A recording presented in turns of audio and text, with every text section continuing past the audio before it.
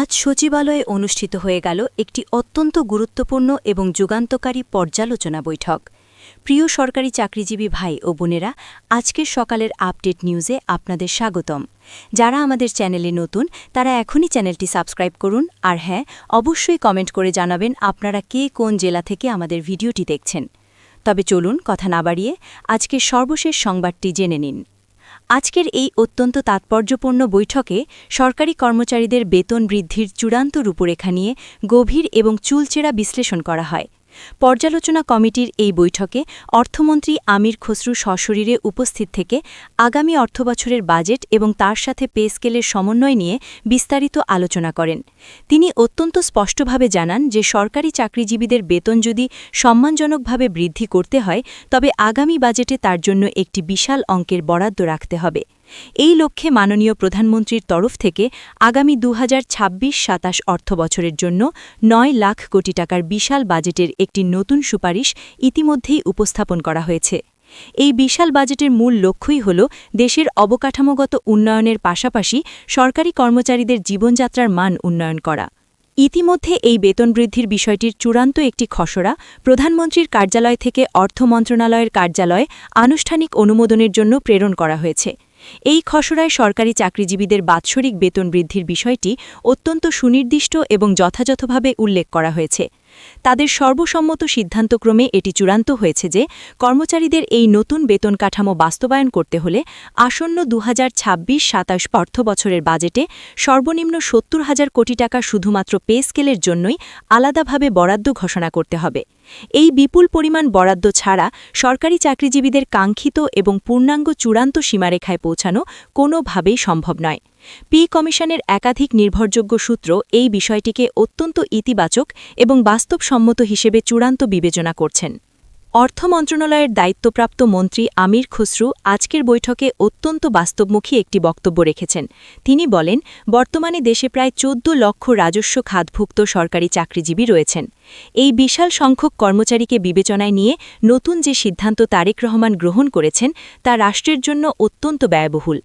বর্তমান বৈশ্বিক এবং অভ্যন্তরীণ অর্থনৈতিক সংকটের সময়ের জন্য প্রথম দৃষ্টিতে এটিকে কিছুটা অযৌক্তিক বা বিশাল চাপের মনে হলেও কর্মচারীদের মানবেতর জীবনযাপন এবং বাজারের বর্তমান ঊর্ধ্বগতির দিকে বিবেচনা করলে এটি একটি পুরোপুরি যৌক্তিক এবং সময় উপযোগী সিদ্ধান্ত, যার ফলে শেষ পর্যন্ত সকল পর্যায়ের সচিব এবং বিশেষজ্ঞদের মতামতকে পূর্ণ সমর্থন জানিয়ে আজ এই পূর্ণাঙ্গ নতুন সিদ্ধান্ত নিয়েছেন তারেক রহমান।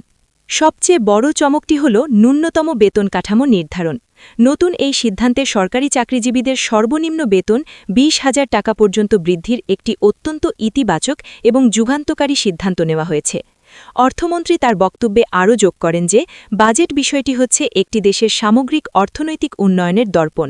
যদি এখন আমরা যথাযথভাবে এবং পর্যাপ্ত পরিমাণ বাজেট সংস্কার না করি তাহলে শুধুমাত্র সরকারি কর্মচারীরাই নয়, বাংলাদেশের প্রত্যেকটি সেক্টরে অর্থনৈতিক সমস্যার এক ভয়াবহ এবং বিরূপ প্রভাব ধারণ করতে পারে, যার ফলে বাজেট সংস্কার করার মাধ্যমে এবং নতুন পে স্কেল বাস্তবায়নের মধ্য দিয়ে সরকারি চাকরিজীবীদের সকল অর্থনৈতিক পূর্ণতা এবং স্বস্তি ফিরিয়ে দেওয়া হবে।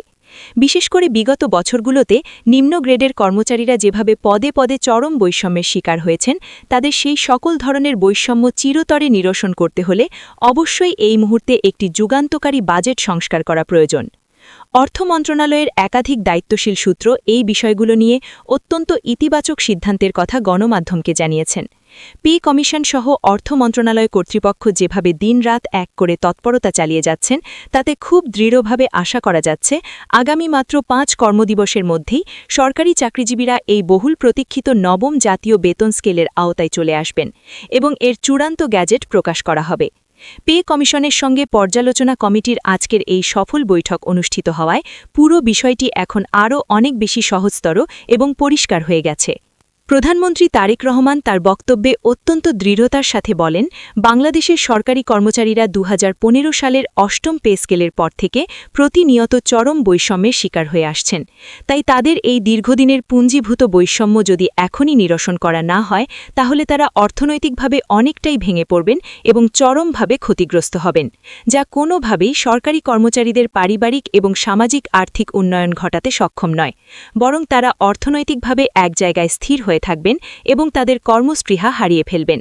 যার ফলে আজ পে কমিশন সহ অর্থমন্ত্রী আমির খসরুর মাঝে যে নতুন এবং যুগান্তকারী তৎপরতা উঠে এসেছে তা অত্যন্ত যুক্তিসম্মত, বাস্তবসম্মত এবং একটি সাহসী যৌক্তিক সিদ্ধান্ত। প্রধানমন্ত্রী আরও স্পষ্ট করে বলেন, বর্তমান অর্থবছরে অর্থনৈতিক বাজেটের আকার কিছুটা কম থাকায় এবং নানামুখী চাপের কারণে আমরা এর আগে বেতন বৃদ্ধির বিষয়ে কিছুটা অনীহা প্রকাশ করেছিলাম। কিন্তু নতুন বাজেটে সরকারি চাকরিজীবীদের বেতন বৃদ্ধির শতভাগ নিশ্চয়তা দেওয়া হচ্ছে। আমরা যে কোনো মূল্যে সরকারি চাকরিজীবীদের বেতন বৃদ্ধি করব এবং তাদের জীবনযাত্রার মান উন্নত করব। তাই কোন গ্রেডের জন্য ঠিক কত শতাংশ বেতন বৃদ্ধি করা প্রয়োজন এবং বৈষম্য কমানোর জন্য কি কি পদক্ষেপ নেওয়া উচিত সে বিষয়ে একটি সম্পূর্ণ নতুন এবং আধুনিক চার্ট তৈরি করার জন্য পে কমিশনের প্রধান জাকির আহমেদ খানকে সরাসরি নির্দেশ দেওয়া হয়েছে। এই নির্দেশের পর পে কমিশনের প্রধান জাকির আহমেদ খান দ্রুততার সাথে কাজ শুরু করেছেন এবং অবশেষে নতুন যে কয়েকটি সময় উপযোগী পদক্ষেপ নিয়েছেন তার একটি প্রাথমিক রূপরেখা আজকের বৈঠকে যথাযথভাবে উপস্থাপন করেছেন। শেষ পর্যন্ত পে কমিশনের একাধিক সূত্রে এই বেতন বৃদ্ধির লক্ষ্যে নেওয়া নতুন সিদ্ধান্তগুলোর কথা জানা যায়।